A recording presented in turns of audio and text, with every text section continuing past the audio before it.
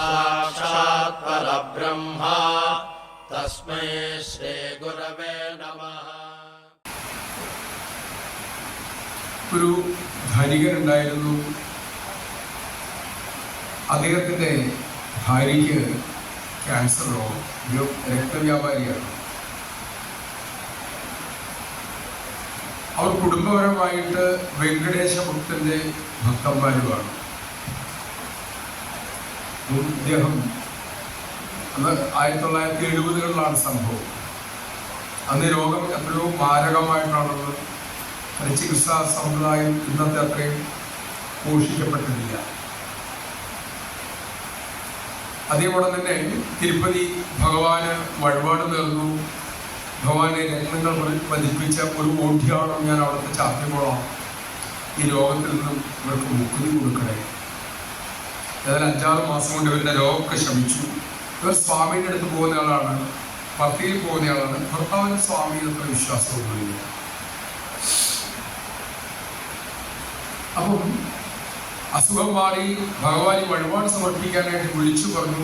നേരത്തെ ലക്ഷക്കണക്കിന് വരെയുള്ള മാലയായതുകൊണ്ട് നേരത്തെ അറിയിപ്പ് കൊടുക്കണം. അങ്ങനെ ദിവസവും ബുക്ക് ചെയ്തു. അങ്ങനെ അവർ അവിടെ യാത്രയായി. യാത്ര പോകുന്നത് പത്തിക്കടുത്തൂടെയാണ്. ഭാര്യ ഒന്നും ഭഗവാന്റെ അനുഗ്രഹം കൊണ്ടല്ലേ അസുഖം മാറിയത്, നമുക്ക് സ്വാമിയെ കണ്ടിട്ട് തിരുപ്പതി ഭഗവാനെ പോയി തൊഴാം. അദ്ദേഹം പറഞ്ഞു, തൊഴണേന് കുഴപ്പമില്ല, നല്ലൊരു കാര്യത്തിന് പോയിട്ട് തിരിച്ചു വരുമ്പോൾ പോവാം.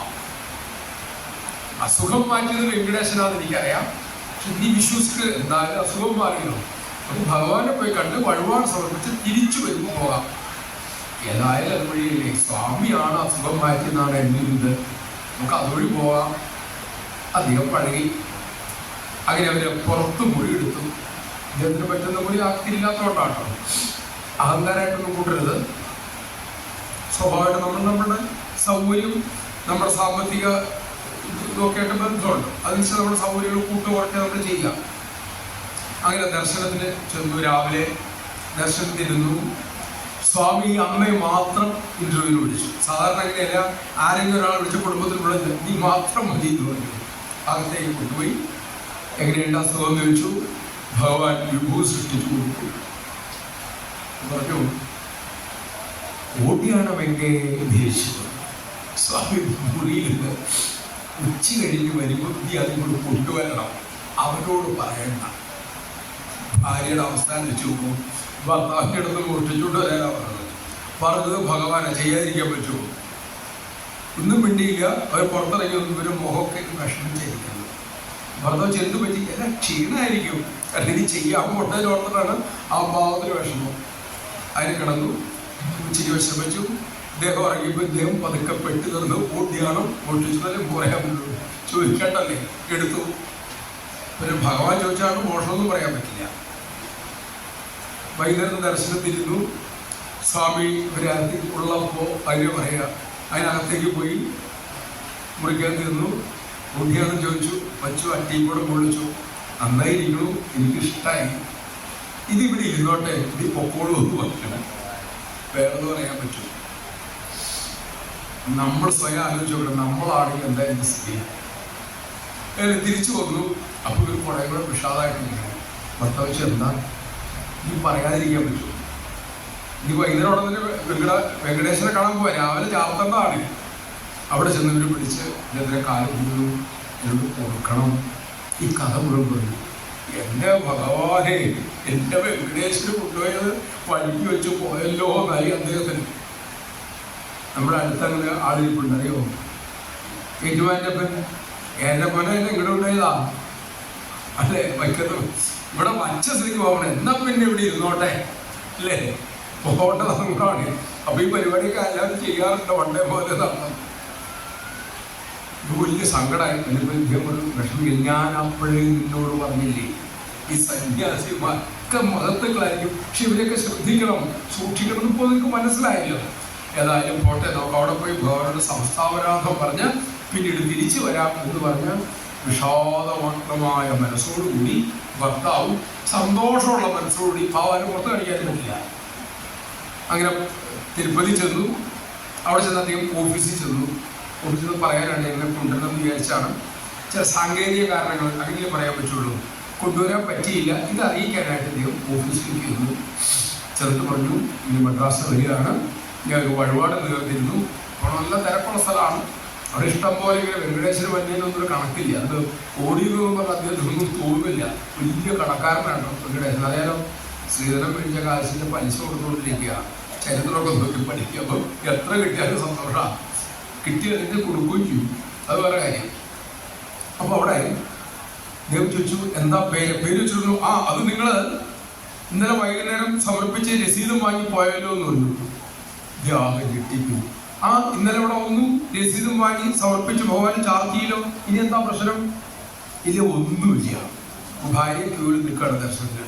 ചെന്ന് ഭാര്യയുടെ കൈ പിടിച്ചു, നമുക്ക് പോകാം. എന്തേ? ഇത് തൊഴിലൊക്കെ പിന്നെ മതി, എനിക്ക് പറത്തി പോകണം, എനിക്കിപ്പോൾ ഭഗവാനെ കാണണം. ഭാര്യ അന്നും വിട്ടുപോയി. സ്വാമി വിശ്വാസമില്ലാത്ത ആളാണ്. ഇപ്പൊ തിരുപ്പതി വെങ്കടേശ്വരനെ കാണാൻ നിൽക്കാനുള്ള ക്ഷമ പോലും അദ്ദേഹത്തിനില്ല. അങ്ങനെ ഭാര്യ വിളിച്ച് ദർശനം നിർത്താതെ അദ്ദേഹം അപ്പം തന്നെ തിരിക്കുകയാണ്. ഉച്ച കഴിഞ്ഞപ്പോഴത്തേക്കും പുട്ടപർത്തിയിലെത്തി. വൈകുന്നേരത്തെ ദർശനത്തിരുന്നു. ഭഗവാൻ വന്നു. ഭാര്യയും ഭർത്താവിനെ ഇന്റർവ്യൂവിൽ വിളിച്ചു. മുറിയിൽ കയറ്റി നോക്കിയപ്പോൾ പീഠത്തിൽ ഭഗവാന്റെ ആ ടീപ്പോയുടെ മുകളിൽ ആ ഒഡ്യാണം അങ്ങനെ നെയ്യുണ്ട്. അപ്പം ഇദ്ദേഹം ഇങ്ങനെ നോക്കി തൊഴുക, കണ്ണുകൂടെ കൂടാതെ കണ്ണീർ ഒഴുക്കുന്നുണ്ട്. അവിടെ ഭഗവാൻ ഒരൊറ്റ വാക്യം പറഞ്ഞുള്ളൂ, ഞാനും വെങ്കടേശ്വരനും തമ്മിലുള്ള പാർട്ടീഷൻ കഴിഞ്ഞിട്ടില്ല. ഏത് രൂപത്തിൽ നമ്മൾ വിളിച്ചാലും വിളി കേൾക്കുന്നത് നമ്മുടെ ഇഷ്ടസ്വരൂപമാണ്. സായി സ്വരൂപത്തിലാണെങ്കിലും ഷിർഡി സ്വരൂപത്തിലാണെങ്കിലും ദേവി സ്വരൂപത്തിലാണെങ്കിലും അമൃതാനന്ദ വഴി അമ്മയുടെ രൂപത്തിലാണെങ്കിലും ഏതാണോ ഭക്തന്റെ ഇഷ്ടമുള്ള രൂപം, ആ രൂപത്തിൽ ആ പരമ്പൊരുൾ ഇങ്ങനെ വരും. സ്വാമി എനിക്ക് ചോദിച്ചു, എന്നെ കണ്ട എങ്ങനെയുണ്ട്? ചിലവർക്ക് ഇഷ്ടമല്ല, പക്ഷെ ഒത്തിരി പേർക്ക് ഈ രൂപം ഇഷ്ടം. അതുകൊണ്ട് ഞാൻ ഈ രൂപത്തിൽ വന്നത്. രാജനഗർ നവനഗർ രാജമാതാവ്, ഇത് വലിയ കൃഷ്ണഭക്തിയാണ്. ആ അമ്മയാണ് നമ്മൾ ഇവിടെ പോകുമ്പോൾ കാണുന്ന വൈഫിയിൽ കാണുന്ന വലിയ കൃഷ്ണഭക്തിയുള്ള അഞ്ചെട്ടടി പൊക്കമുള്ള സ്വർണം പോലെ ഇരിക്കുന്നത്. അതിന് അവിടെ കൊണ്ടേ ഭഗവാൻ സമർപ്പിച്ചത്. അതവിടെ നിർത്തി അലങ്കരിച്ച വെച്ചു. സ്വാമി എടുത്തു വന്നിട്ട് ഈ അമ്മയോട് ഇരിക്കട്ടെ, എന്നെ കാണാനാണോ ഇദ്ദേഹത്തെ കാണാനാണോ ഭംഗി കൂടുതൽ ചോദിച്ചു. എന്റെ കണ്ണനെ കാണാനാ കൂടുതൽ സൗന്ദര്യം. സ്വാമിയോട് നോക്കി പറയാം, ഈ കണ്ണനെ കാണാനാ സൗന്ദര്യം കൂടുതൽ. ഭക്തന്റെ ഇടയ്ക്ക് ഭഗവാൻ കളിക്കുന്നതാണ്.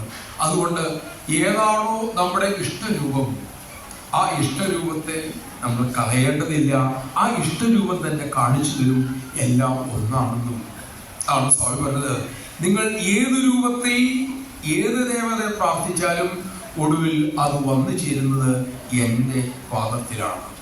അത് നിങ്ങൾക്ക് തിരിച്ചറിഞ്ഞാലും ഇല്ലെങ്കിലും, കുറച്ചും കൂടെ നമ്മളെ വീഡിയോ കേട്ടല്ലോ, എനിക്ക് നിങ്ങളെ ഉപേക്ഷിക്കാൻ ആകില്ല.